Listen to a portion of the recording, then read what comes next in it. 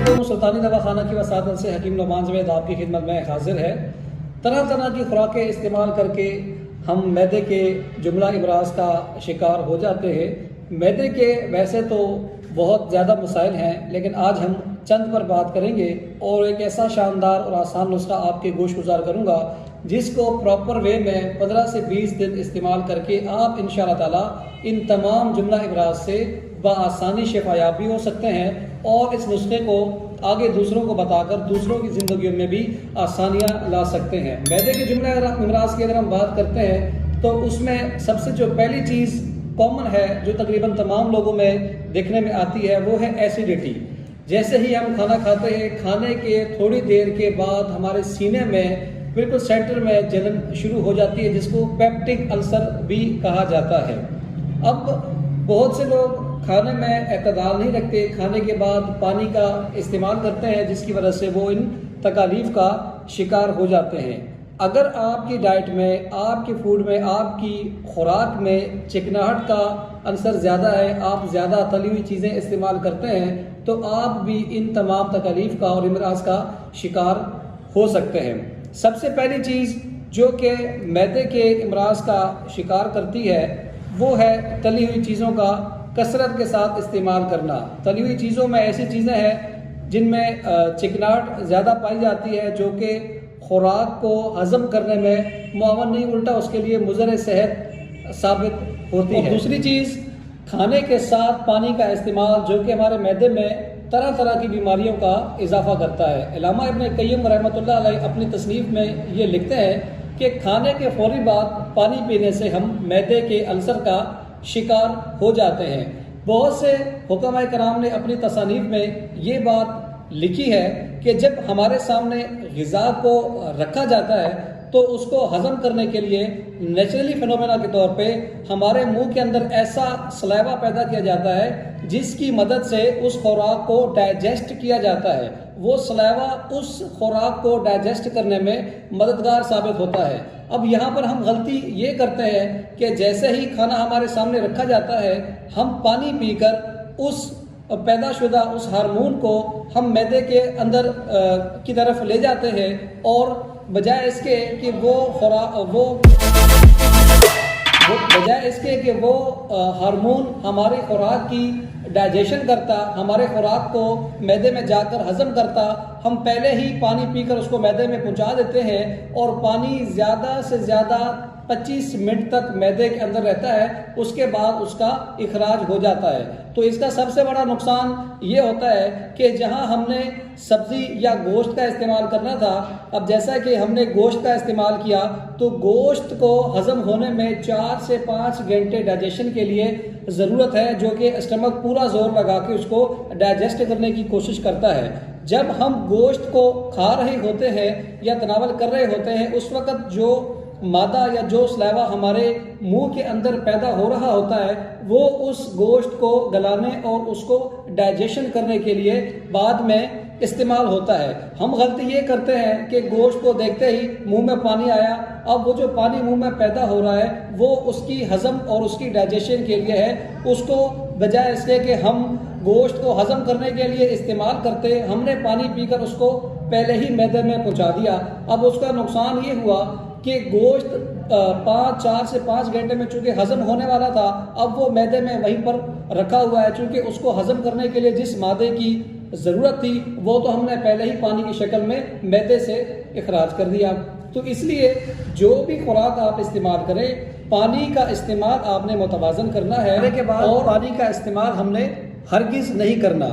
तीसरी चीज़ fast food जो कि हम आजकल बहुत ज़्यादा कसरत के साथ इस्तेमाल कर रहे हैं जिनकी वजह से हम मैदे के बहुत ज़्यादा मसाइल का और इमराज का शिकार हो रहे हैं।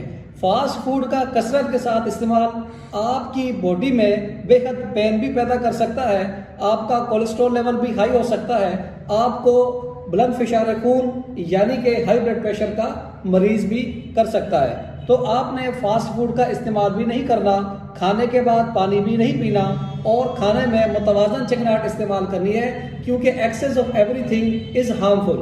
अगर आप चिकनाहट हद से ज़्यादा तजावज़ करके इस्तेमाल करेंगे तो वो आपके लिए इन फ्यूचर आपके हार्ट के नुकसान का सबब और हार्ट की कमज़ोरी का सबब भी बन सकता है। अब आते हैं नुस्खे की तरफ। नुस्खे में मुकम्मल तौर पे 9 से 10 अज्जा शामिल हैं। मैं फर्दन एक एक चीज़ आपको दिखाता भी हूँ और उसके बारे में ये बताता हूँ कि कितनी मिकदार में आपने ये चीज़ इस नुस्खे में इस्तेमाल करनी है और इसको बनाने का तरीका क्या रहेगा। अगर आप मुतवातिर तरीके से मेरे बताए हुए तरीके के मुताबिक इस नुस्खे को बनाकर 20 से 25 यौम इसका इस्तेमाल कर लेते हैं तो आप यकीन जानिए कि आप मैदे के जुमला इमराज जिसमें कॉन्स्टिपेशन जो कि सबसे पहली बीमारी है कब्ज़ जिसे उम्मुल इमराज कहा गया है, कॉन्स्टिपेशन उम्मुल इमराज कब्ज़ से भी आपकी निजात होगी। आप एसिडिटी से भी इंशाल्लाह आपकी निजात होगी। अगर आपकी हार्ट बीट तेज़ हो जाती है रश की वजह से या खौफ की वजह से, अगर आप डिप्रेशन या एंग्जाइटी का शिकार हैं उसमें भी इंशाल्लाह ताला ये दवा आपके लिए मुआवन साबित होगी। अगर आप मालिकुलिया और मर्रात के मर्ज में शिकार हैं उसमें भी ये दवा इंशाल्लाह आपके लिए मुआवन और मददगार साबित होगी। प्लस में अगर आप खुदा न खास्ता आपका SGPT लेवल यानी जिगर की गर्मी हद से तजावज़ कर चुकी है, अपने लेवल से बढ़ चुकी है, तो उसको भी कंट्रोल करने के लिए, उसको भी अपनी नॉर्मल लेवल पे लाने के लिए ये नुस्खा इंशाल्लाह कारीगर साबित होगा। उसके साथ साथ एक और बात बताऊं कि जो अदवायात आप बताई हुई मिकदार से तजावज़ करके इस्तेमाल करते हैं वो आपके लिए नुकसान का सबब बनती हैं, लेकिन ये देसी अदवायात हैं, इनका किसी किस्म का कोई नुकसान नहीं है। नुस्खे की तरफ चलने से पहले अगर आप चैनल पर फर्स्ट टाइम आए हैं तो मेरे चैनल को सब्सक्राइब कर लें ताकि इसी तरह की मुफीद वीडियोस गाए बगाए आप तक पहुंचती रहे। नुस्खे में सबसे पहली चीज़ हमारे पास जो शामिल है वो है सौंफ। सौंफ हम 20 ग्राम इस नुस्खे में शामिल करेंगे। मैं नुस्खे के अज्जा आपको इसीलिए दिखा रहा हूँ ताकि जब आप इसको बनाएं तो आपको बाद में बनाने में आसानी हो और अज्जा की शनाख्त आपको हो जाए। सबसे पहली चीज़ सौंफ 20 ग्राम। उसके बाद हम इसमें शामिल करेंगे कशनीज़ यानी कि खुश्क धनिया 20 ग्राम। ये ऐसी आम चीज़ें हैं जो कि घरों में इस्तेमाल होती हैं, अमूमी तौर पर हम इन्हें जानते हैं, लेकिन मैं कोशिश ये कर रहा हूँ कि अज़ा भी आपको साथ के साथ दिखाता और बताता रहूँ और समझाता रहूँ ताकि आपको बाद में बनाने में कोई मसला दरपेश ना हो। तीसरी चीज़ जो हम इस नुस्खे में शामिल करेंगे वो है मुलट्ठी 5 ग्राम। अब मुलट्ठी के बारे में एक बात हमेशा जहन नशीन रखिएगा कि मुलट्ठी को हमेशा छील कर इस्तेमाल करना चाहिए, क्योंकि जहाँ पर भी मुलट्ठी पाई जाती है वहाँ पर सांप ज़रूर पाए जाते हैं। सांप इसकी खुशबू के आशिक होते हैं और इसको चूसते रहते हैं। तो आपने जब भी किसी भी नुस्खे में ज़िंदगी में मुलट्ठी का इस्तेमाल करना है इसको अच्छे तरीके से छील कर इस्तेमाल करना है। इस नुस्खे में हमने 5 ग्राम मुलट्ठी का इस्तेमाल करना है और 5 ग्राम मुलट्ठी आपने वो लेनी है जो कि छीली हुई और पिसी हुई हो। चौथी चीज़ जो हम इस नुस्खे में शामिल करेंगे वो है इलायची सब्ज़। मशहूर ज़माना चीज़ है, हमारे घरों में अक्सर इस्तेमाल होती है। इसकी मिकदार इस नुस्खे में 20 ग्राम शामिल रहेगी। 20 ग्राम इलायची का इस्तेमाल इस नुस्खे में रहेगा। पाँचवीं चीज़ इस नुस्खे में जो शामिल है वो है तुख़्म खुरफा, जो कि SGPT लेवल के लिए एक इंतहा की आला शाहकार और कुदरत की तरफ से हमें एक दिया गया बहुत ही अजीम तोहफ़ा है। हम जिस भी नुस्खे में तुख़्म खुरफा का इस्तेमाल करते हैं तो ये जिगर के लिए भी मुफीद है और आपकी जिगर की गर्मी को कम करने के साथ साथ आपकी डिप्रेशन और एंग्जाइटी को कंट्रोल करने में भी आपके लिए मुआवन और मददगार साबित होता है।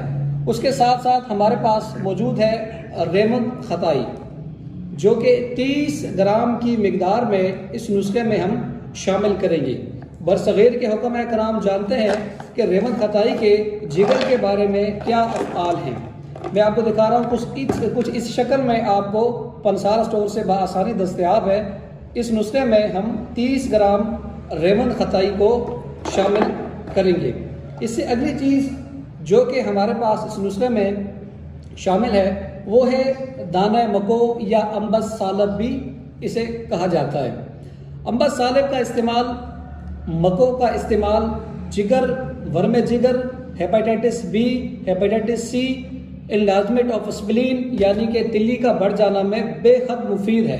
जिगर के वर्म में, जिगर की सोजिश में से कसरत के साथ इस्तेमाल किया जाता है। ये इस नुस्खे में 20 ग्राम शामिल होगा और इसकी शनाख्त मैं आपको करा दूं कि जब आप बाज़ार से लेंगे तो कुछ इस शक्ल में आपको मिलेगा। 20 ग्राम दाने मको इस नुस्खे में शामिल रहेगा। उसके बाद अगली चीज़ जो हमारे पास इस नुस्खे में शामिल होने वाली है वो है आंवला, जिसका इस्तेमाल जिगर के लिए और दिमाग के लिए बेइंतहा मुफीद है। इसकी भी हम 20 ग्राम की मिक़दार इस नुस्खे में शामिल करेंगे। आंवले को हमने अच्छी तरह से साफ़ करना है। इसको शामिल करने से पहले अच्छे तरीके से मट्टी से, डस्ट से इसको साफ़ करके फिर हम इसको इस्तेमाल करेंगे। अगली चीज़ हम इस्तेमाल करेंगे सोए। शायद ये लफ्ज़ आपके लिए नया हो, मैं इसकी शनाख्त आपको करा देता हूँ कि सोए जो है मैदे के और आंतों के अमराज में कसरत के साथ इस्तेमाल होते हैं। कुछ इस शक्ल में आपको पंसार स्टोर से बआसानी दस्तयाब हैं। ये सोए हमने 10 ग्राम इस नुस्खे में शामिल करने हैं। अगली चीज़ जो इस नुस्खे में शामिल रहेगी वो है अजवाइन देसी 20 ग्राम। अजवाइन देसी मशहूर ज़माना चीज़ है, तकरीबन तमाम लोग ही इसको जानते हैं। मैदे और आंतों के अमराज में कसरत के साथ इस्तेमाल होती है, तो 20 ग्राम ही हम इसमें अजवाइन देसी का इस्तेमाल करेंगे। और इसके बाद हम इसमें शामिल करेंगे नमक स्याह। नमक स्याह 10 ग्राम की मिकदार में इस नुस्खे में शामिल होगा, ताकि ये नमक स्याह ब्लैक सॉल्ट बतौर एपेटाइटर भी हम इसमें शामिल कर रहे हैं, ताकि जिन लोगों को भूख की कमी का जो लोग शिकार हैं, भूख की कमी भी हो और डाइजेशन के लिए भी बहुत ज़्यादा मुफीद है। आखिर में इसमें हम एक चीज़ शामिल करेंगे जो है मिश्री हम 80 ग्राम की मिकदार में इस नुस्खे में शामिल करेंगे। इसको शामिल करने से एक तो नुस्खे का जो जायका है वो बहुत ज़्यादा अच्छा हो जाता है, खुश जायका हो जाता है, और दूसरा वो हाजिम यानी कि ऐसी दवा तैयार हो जाती है जो कि ग़िज़ा को अपने वक्त में डाइजेस्ट करने में काम आती है। उसके बाद हमारे पास जो चीज़ है वो है इस्पगोल की 80 ग्राम की मिकदार भी हम इस नुस्खे में शामिल करेंगे। अब इस्पगोल आपने अच्छे तरीके से जांच पड़ताल करके 1 नंबर इस नुस्खे में इस्तेमाल करना है। इस्पगोल 80 ग्राम शामिल रहेगा। उसके बाद आखिर में हमारे पास ये 3 अज्जा हैं। इसमें सबसे पहली चीज़ मस्तगी रूबी। इसको ख़रीदते हुए आपने अच्छी तरह से जांच पड़ताल कर लेनी है कि क्या ये 1 नंबर है भी या नहीं है, क्योंकि नुस्खे की अफादियत जो है वो उसके अज्जा पर मुनहसिर होती है। अगर आप अपने नुस्खे में खालिस 1 नंबर और साफ़ सुथरे अज्जा का इस्तेमाल करेंगे तब ही आपको उसकी अफादियत नज़र आएगी और तभी आपको फ़ायदा होगा, वरना आपकी मेहनत ज़ाया चली जाएगी। अब ये मस्तगी रूमी आपको बाज़ार से कुछ डलियों की शक्ल में मिलेगी, लेकिन मैंने इसको बारीक करके पीस के रखा हुआ है। ये इस नुस्खे में हम 10 ग्राम की मिकदार में शामिल करेंगे।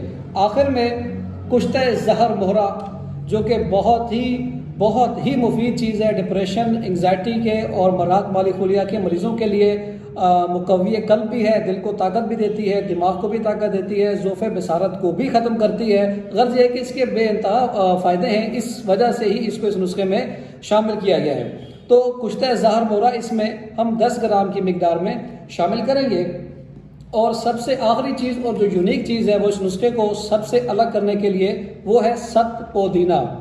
इस नुस्खे में हम 1.5 रत्ती की मिकदार में सत पुदीना का इस्तेमाल करेंगे। जब हम तमाम चीज़ों को, ये जो मैंने आपको चीज़ें गिनवाई हैं, दिखाई हैं, इन तमाम चीज़ों को हमने अलग-अलग कूट पीस लेना है। और कूटने पीसने के बाद जब ये तमाम चीज़ों को हम पाउडर बना लेंगे, इसको हमने कपड़ छान कर लेना है। कपड़े से छानने के बाद जो मटेरियल हमारे पास बचेगा उसमें हमने 1.5 रत्ती की मिकदार में सत पुदीना शामिल करना है। अब सत पुदीना को शामिल किस तरह से किया जाता है ये मैं आपको इसका प्रैक्टिकल करके दिखा देता हूँ कि आपके पास प्रैक्टिकल में आपको इस नुस्खे में ये शामिल करने के लिए इस खरल का होना ज़रूरी है। इस 1.5 रत्ती की मिकदार को आप इस खरल में शामिल करेंगे और इसको अच्छे तरीके से हम खरल करके इस नुस्खे में शामिल करेंगे। जब इसका पाउडर बन जाएगा तो हमने जो पहले दवा तैयार करके रखी है, फिर हम इसको सत पुदीना को उस पाउडर में शामिल कर लेंगे और उस दवा को अच्छे तरीके से शेक करेंगे, मिक्स कर लेंगे और किसी भी एयरटाइट जार में महफूज रखेंगे। कुछ इस शक्ल में आपके पास तैयारशुदा दवा तैयार होगी। ये तैयारशुदा दवा इस रंग में आपके पास तैयार होगी। इसको इस्तेमाल का तरीका मैं आपको बता देता हूँ। अब आपको फर्दन एक एक चीज़ दिखाकर और नुस्खा बनाना सिखाता हूँ। सबसे पहली चीज़ बादियान 20 ग्राम हम इस नुस्खे में शामिल करेंगे। इसका हमने वज़न करना है जो कि एक्चुअल 20 ग्राम होना चाहिए। इसको हम इस हावन में डालेंगे। उसके बाद दूसरी चीज़ जो कि इस नुस्खे में शामिल होगी वो है कशनीज़ खुश्क 20 ग्राम।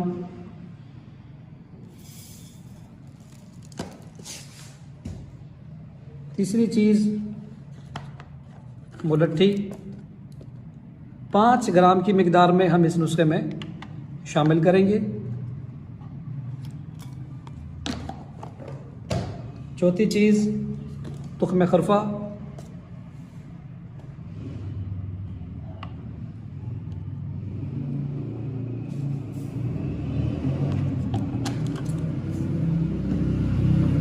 अब हम इसमें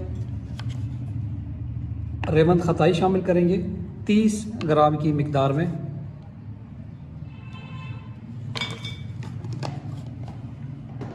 उसके बाद हम इसमें शामिल करेंगे अम्बस सालब मको दाना।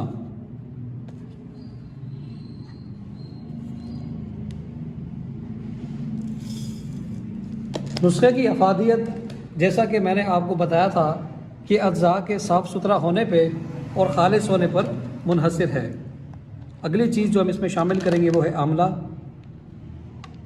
20 ग्राम। तमाम चीज़ों को लेकर आपने अच्छे तरीके से साफ़ करना है। उसके बाद फिर नुस्खे में शामिल करना है। ये सोए इस नुस्खे में हम 10 ग्राम शामिल करेंगे। सोए के बाद हमारे पास इलायची है जो कि हम 20 ग्राम इस नुस्खे में शामिल करेंगे। इलायची के बारे में ये है कि आपने अच्छे तरीके से जांच पड़ताल करके इलायची लेनी है कि खालिस इलायची हो, रंग शुदा ना हो। अगली चीज़ जो हम इस नुस्खे में शामिल करने जा रहे हैं वो है अजवाइन देसी 20 ग्राम। उसके बाद हम इसमें मिश्री शामिल करेंगे जिसका वज़न है 80 ग्राम।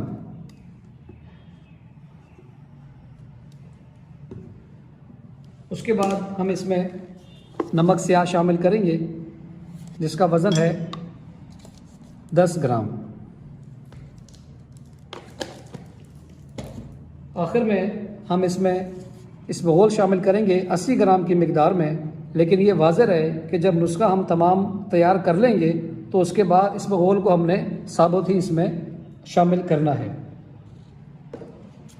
कुश्ता ज़हर मोरा 10 ग्राम की मिकदार में और मस्तगी रूमी हम इसमें 10 ग्राम की मिकदार में शामिल करेंगे। नुस्खे में शामिल करेंगे वो है मस्तगी रूमी। अच्छे तरीके से परख के 1 नंबर आपने बाज़ार से लेनी है और इसका इस शक्ल में आपने पाउडर बना लेना है। जब सारा नुस्खा आपका तैयार हो जाएगा तो उसके बाद आपने मस्तगी रूमी और इसबगोल, कुश्ता ज़हर मोरा और सत पुदीना ये 4 चीज़ें आपने सबसे आखिर में इस नुस्खे में शामिल करनी है। अब हमने करना ये है कि इसको हमने हावन की मदद से कूटना है। वाज़ेह है कि हमने ग्राइंडर का इस्तेमाल कतई तौर पर नहीं करना। जब हम इसको अच्छे तरीके से कूट लेंगे, इसको छानने के बाद इसको हमने कपड़ छान करना, यानी कपड़े से इसको छान लेना है। जो मटेरियल हमारे पास बचेगा उसमें हम, जब मेरे बताए हुए तरीके के मुताबिक आप इसको कूट पीस और छान लेंगे तो छानने के बाद आपने इसमें इसबगोल शामिल कर दिया तो कुछ इस शक्ल में आपके पास तैयार शुदा दवा दस्तयाब होगी। जब आपके पास दवा तैयार हुई तो इसको आपने अच्छे तरीके से किसी भी एयर टाइट जार में महफूज कर लेना है। और ये वाज़ेह कर दूं कि आपने इसका कैप अच्छे तरीके से टाइट कर लेना है ताकि नमी और हवा से आपकी दवा महफूज रह सके। दवा तैयार हुई आपके पास, इस मिकदार में आपने दवा को दोपहर खाने के आधे घंटे के बाद और रात खाने के आधे घंटे के बाद सादे पानी के साथ इस्तेमाल करना है। और मुतवातर इस दवा को आपने 1 माह का इस्तेमाल करना है, इसमें हरगिज़ आपने नागा नहीं करना। मैदे के जुमला इमराज के लिए ये नुस्खा इंशाअल्लाह ताला बेहद मुफीद और कारगर साबित होने वाला है। खुदा न खास्ता अगर आप इन इमराज में से किसी मर्ज़ का शिकार हैं तो आपके लिए ये नुस्खा इंशाअल्लाह ताला बेइंतहा मुफीद होने वाला है। मैदे के जुमला इमराज, खुदा न खास्ता आपको गैस्ट्राइटिस का प्रॉब्लम है या आप एसिडिटी का शिकार हैं या आपको पेप्टिक अल्सर का कोई प्रॉब्लम है या आप मुसलसल कब्ज़ का यानी दायमी कब्ज़ का शिकार है यानी कॉन्स्टिपेशन का शिकार हैं या आपको खाने के फ़ौरन बाद इंडाइजेशन का मसला हो जाता है, जैसे खाना खाया और कुछ देर के बाद आपको हाजत हो गई या पेट में मरोड़ पड़ना और गैस्ट्रिक प्रॉब्लम होना शुरू हो गया। तो इन तमाम मसाइल के लिए ये नुस्खा बेइंतहा मुफीद है। इसके साथ साथ आपको ये बात बताता जाऊँ कि इस नुस्खे में हमने ऐसे अज्जा भी शामिल किए हैं जो कि जिगर की गर्मी को अपने लेवल पर लेकर आते हैं, यानी वो ख़वातीनो हज़रात जिनका SGPT लेवल हद से तजावज़ कर चुका है, तो उसके लिए भी ये नुस्खा बेइंतहा मुफीद है। जिगर की गर्मी को भी कम करेगा, गैस्ट्रिक के प्रॉब्लम में भी काम आएगा, आपकी इंडाइजेशन को भी ख़त्म करेगा। उसके साथ साथ ये नुस्खा एक बेहतरीन एपेटाइटर है, यानी कि वो हज़रात जिनको भूख नहीं लगती उनके लिए भी ये नुस्खा बेइंतहा मुफीद है। इस नुस्खे को मतवातर जब आप 10 से 15 दिन इस्तेमाल करेंगे तो इंशाअल्लाह ताला आप देखेंगे कि तबई तौर पर आपको भूख लगना शुरू हो जाएगी। अगर आपको जहनी ख्यालात परेशान करते हैं, डर, खौफ और परेशानी का शिकार हैं, खुदा न खास्ता नफ्सियाती मसाइल का आर्जा है या अचानक से दिल की धड़कन तेज़ हो जाती है, दिल डूबना शुरू हो जाता है या डर की वजह से दीगर ख्यालात आपके जहन में बहुत ज़्यादा आते हैं जिसकी वजह से आपको परेशानी होती है या आप लैक ऑफ कॉन्फिडेंस का शिकार हैं कि महफिल में बैठ के गुफ्तगू नहीं कर सकते, किसी अपोजिट पर्सन के साथ बैठ के आप बात नहीं कर सकते, इन मसाइल के लिए भी ये नुस्खा इंशाअल्लाह ताला बेहद मुफीद होने वाला है। सबसे आखिरी और सबसे ज़रूरी बात जो इस नुस्खे के हवाले से मैं आपको बताना चाह रहा हूँ वो है H. पायलोरी, जो कि बेइंतहा आजकल फैल रहा है। H. पायलोरी एक ऐसा मर्ज़ है जो कि मैदे को मुसलसल तकलीफ में मुब्तला रखता है। उसकी सबसे बड़ी अलामत यह है कि आप मुसलसल 24 घंटे मैदे के दर्द का शिकार रहते हैं। तो जी हाँ, ये शानदार नुस्खा आपके लिए H. पायलोरी के खात्मे का भी सबब बनेगा। अगर आप इसको मुतवातर 1 से 1.5 माह इस्तेमाल करेंगे तो इंशाअल्लाह अल्लाह की ज़ात से ये उम्मीद है कि आपकी H. पायलोरी की रिपोर्ट भी नेगेटिव हो जाएगी। अगर आप खुदा न खास्ता इन इमराज में से किसी भी मर्ज़ का शिकार है तो वक्त ज़ाया किए बगैर आप ये दवा हासिल करें। इसका मुतवातर 20 से 25 यौम का इस्तेमाल इंशाअल्लाह ताला आपके लिए इन इमराज से शिफा का सबब बनेगा। अगर ये दवा हमसे हासिल करना चाहते हैं तो हमसे दिए गए नंबर्स पर व्हाट्सएप पर रब्ता करें या आप हमें इंस्टा पर भी मैसेज कर सकते हैं।